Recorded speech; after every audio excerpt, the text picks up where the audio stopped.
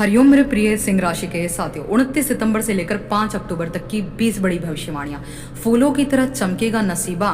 देखिए, भास्कर योग इस सप्ताह बहुत प्रभावशाली योग बन रहा है जो आपकी लाइफ को बदल देगा। बुध और सूर्य की युति आपकी लाइफ में बड़े बदलाव लेकर आएगी।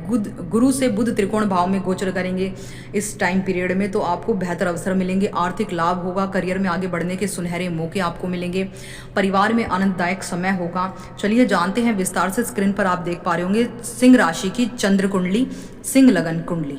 ये गोचर पर आधारित है। इस सप्ताह ग्रह की स्थिति आपकी कुंडली में क्या है आप स्क्रीन पर देख पा रहे होंगे।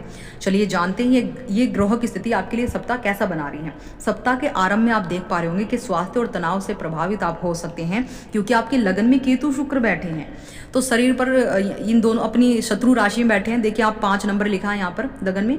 ये सिंह राशि यानी सूर्य की राशि है, और केतु जो है शत्रु है सिंह सूर्य के, तो अपनी ही राशि में केतु शुक्र बैठे हैं, तो विशेष रूप से ये यहाँ पर आपके स्वास्थ्य को प्रभावित करेंगे, तनाव बढ़ाएंगे।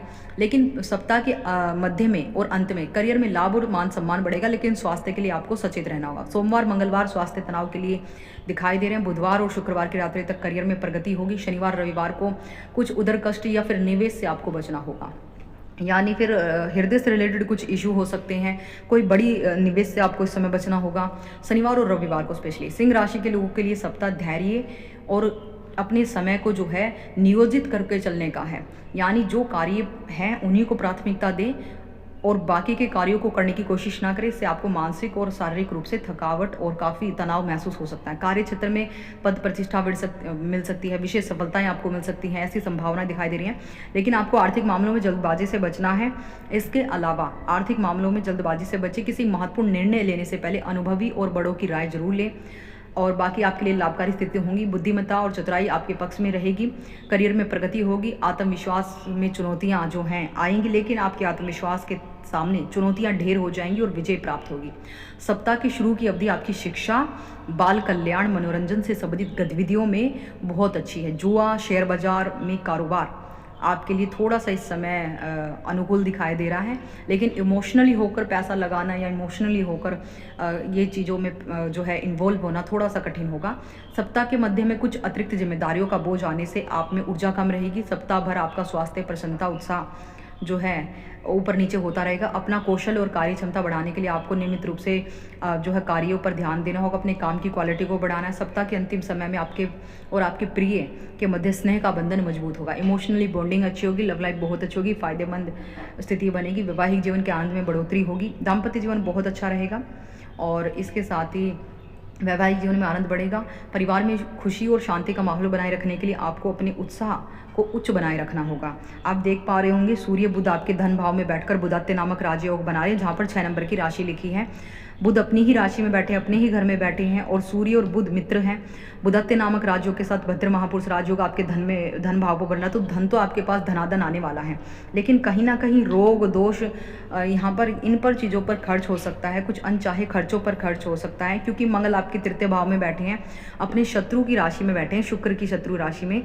तो कहीं ना कहीं मंगल आपके पराक्रम में, साहस में, भाई बहनों के साथ बॉन्डिंग में कमी ला सकते हैं।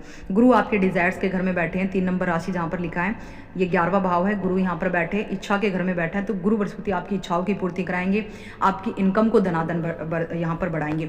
यानी 3 बड़े शुभ प्लेनेट है, जिनको कहीं हम सूर्य, बुध और गुरु आपके लिए धन को लेकर आने वाले हैं। धन का प्रबंधन आप कैसे करेंगे ये आप पर डिपेंड करता है इस समय में।